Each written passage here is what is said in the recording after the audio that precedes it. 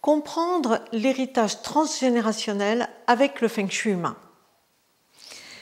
Qu'est-ce que l'héritage transgénérationnel? Eh bien, ce sont des mémoires, des croyances, des obligations, des programmations qui nous ont été transmises par nos aïeux, par nos ancêtres, de génération en génération, et qu'on récupère sur nous, et on essaie de travailler désespérément dessus, et on ne sait pas où c'est, et là, on va aller voir comment c'est fait.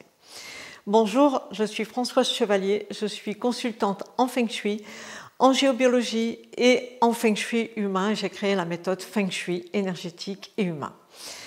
Alors, qu'est-ce qui se passe? Eh bien, en fait, nos anciens ont vécu des choses, et c'est ce qu'ils ont vécu, c'est inscrit sous forme de mémoire, et ces mémoires, elles se transmettent de génération en génération. Si je vous donne quelques exemples, par exemple, comme mémoire, on peut avoir une mémoire liée à la famine, par exemple.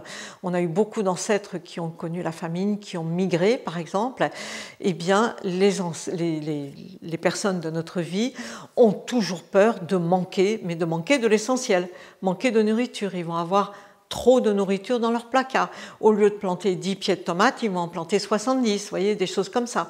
Parce qu'il y a une mémoire qui est inscrite quelque part, comme quoi ils ont peur.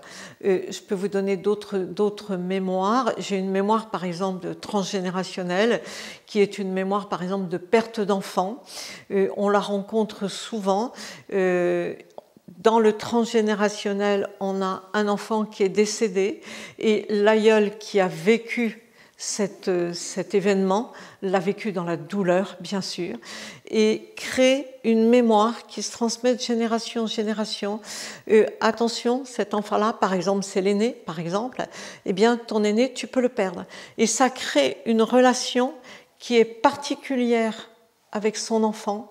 C'est une relation où on a une fusion, parce qu'il y a une peur de perdre l'enfant, mais en même temps, il y a un non-attachement. C'est assez particulier comme relation.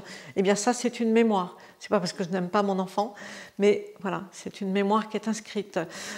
On peut avoir dans le transgénérationnel, beaucoup de sortes de mémoires. On a, par exemple, nous, en formation professionnelle, des personnes qui n'arrivent pas à faire tourner le pendule comme ça d'entrée de jeu, qui me disent « Oh, j'y arrive pas ». Je dis, écoute, bouge pas, tu vas voir, dans 5 minutes, ton pendule va tourner. Et effectivement, 5 minutes après, même pas, le pendule tourne. Il suffit que je vienne, moi, enlever les mémoires transgénérationnelles des aïeux, des ancêtres qui ont peut-être fait tourner un pendule, bien sûr, mais qui ont travaillé dans les énergies, qui peut-être ont été sourciers, peut-être ont tiré les cartes, peut-être ont été guérisseurs auprès des autres, et ça leur a pas bien réussi. Ça, peut-être qu'ils ont été poursuivis, pourchassés, mal compris, peut-être qu'ils ont été malhonnêtes. Il y a eu des mémoires qui se sont inscrites, et ça se transmet, et j'ai une personne devant moi avec son pendule, il ne peut pas tourner tant que je n'ai pas levé ces mémoires. Et ça, ce sont des exemples de mémoire. On en trouvera d'autres, il y en a beaucoup, mais voilà, trois exemples courants, par exemple, qu'on peut rencontrer de façon courante. Dans le transgénérationnel, on va lever des croyances. On est blindé de croyances qui nous viennent de nos parents, de nos aïeux. Je me suis surprise, moi, quelquefois, un jour, ma fille va acheter une paire de chaussures, et je lui dis, non, pourquoi tu vas dans ce magasin-là? C'est pas là qu'il faut acheter des chaussures. Et elle me dit, mais pourquoi elles sont pas bonnes, ces chaussures? Je dis, non, dans ce magasin-là, c'est pas des bonnes chaussures. C'était une grande enseigne. Mais elle me dit, mais pourquoi tu dis ça? Ce sont des chaussures en cuir, elles sont tout à fait bien et normales.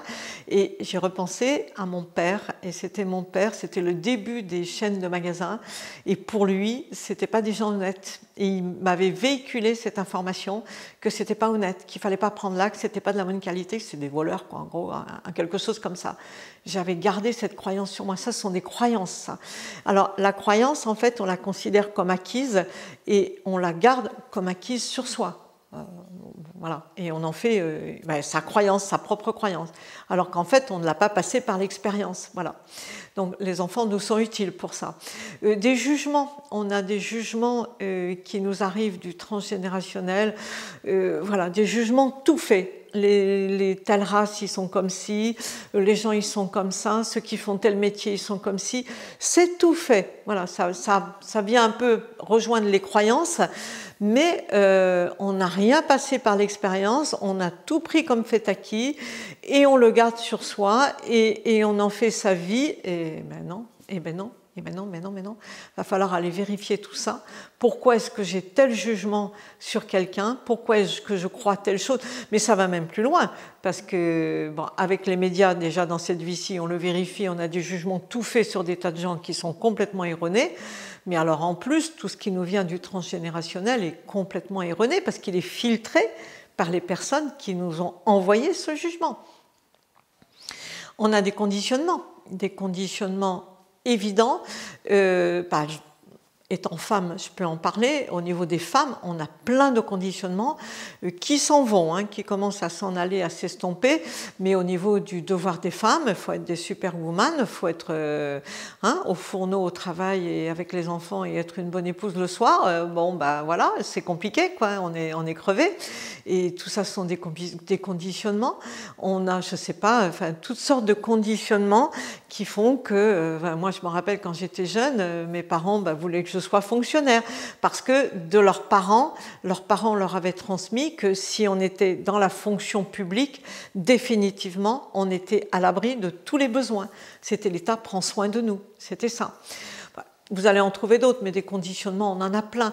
Alors, on a des obligations qui nous arrivent par le transgénérationnel, des obligations qui suivent vraiment de génération en génération. Les obligations, par exemple, les médecins de père en fils.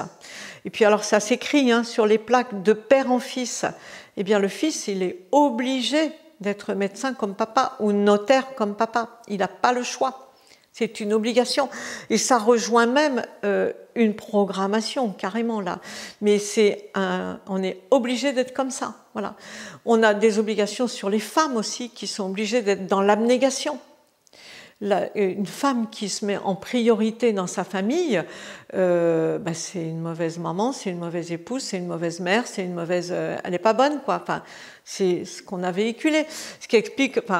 il n'y a pas de loi de cause à effet, mais je vois, nous, dans nos formations, on a beaucoup de personnes qui arrivent et qui ont bientôt une cinquantaine d'années. Enfin, elles s'autorisent, après avoir fait leur devoir d'épouse, de femme, de maman, d'avoir payé la maison et d'avoir bien travaillé dans leur job, elles s'autorisent à aller choisir quelque chose qui leur fait réellement plaisir. Mais jusque-là, elles ne l'ont pas fait. Elles ont attendu. Ouais. C'est fou, hein. Les interdits, il y en a plein. Héritage transgénérationnel, on a plein d'interdits. Interdit de prendre quelqu'un comme pour époux d'une culture religieuse autre. C'est incroyable, j'ai eu un monsieur avec qui j'ai travaillé qui était d'origine maghrébine et c'est son père à lui il était à Lyon, professeur d'université, et son père à lui était du Maghreb. Et il avait choisi une épouse contre le désir de son père et de son oncle, donc les deux autorités de la famille. Il s'est mis contre. Et en fait, il est parti en France, son père à ce monsieur, avec sa femme, et ça a été, il avait interdiction de choisir une épouse autre que celle qui a été choisie par les parents. Il fallait l'agrément des parents, voilà, et il ne l'avait pas. Et non seulement ça, mais il y a eu quelque chose de terrible sur cette famille, c'est que tous les enfants avaient des problèmes, n'arrivaient pas à avoir d'enfants. Voilà. Lui, il a eu des enfants et la génération s'éteignait complètement. Il y en a beaucoup qui sont morts et puis les derniers n'arrivaient pas à avoir d'enfants. C'est terrible, hein. Et c'est transformé en programmation, enfin une charge énergétique qui était posée dessus par l'ancêtre. Hein. On a des choses comme ça qui sont tout à fait incroyables, posées par des ancêtres, et tant que personne ne vient pas les enlever, ça reste en place. Voilà. Donc, il y a beaucoup de choses. Donc, en fait, on va mettre à jour tout ceci, on va l'enlever et on va regarder à tout repasser par notre propre expérience, revérifier tout ce qu'on prend pour des certitudes, vérifier qu'on l'a bien vérifié regarder qu'on l'a bien vérifié par soi-même et se le réapproprier vraiment. Voilà. C'est ma croyance à moi, c'est pas celle de mes parents. Donc ça, c'est important. Donc c'est bien, c'est important. Donc nous, on travaille ça dans nos formations, bien sûr, puisqu'on enlève beaucoup de mémoire sur le transgénérationnel. Une autre fois, on vous parlera des vies passées aussi. Et on l'apprend dans nos formations en Feng Shui humain. C'est important, donc si ça vous fait tente, si ça vous tente, si ça vous fait plaisir, vous avez juste en dessous de la vidéo, vous avez un lien. Donc vous pouvez vous inscrire pour avoir un rendez-vous gratuit, pour venir parler de votre situation, voir si vous avez envie de faire changer des choses dans votre vie, voilà, faire bouger votre vie, apprendre. Eh bien, on va pouvoir étudier avec vous la faisabilité, vous faire des propositions, voir si ça vous convient. Et puis, si peut-être si apprendre, c'est pas votre tasse de thé, peut-être aussi vous faire accompagner dans ces cas-là. Pourquoi pas? C'est possible aussi pour nous. Et en tout cas, voilà, je suis contente que vous ayez écouté cette vidéo sur le transgénérationnel. C'est vraiment, vraiment important.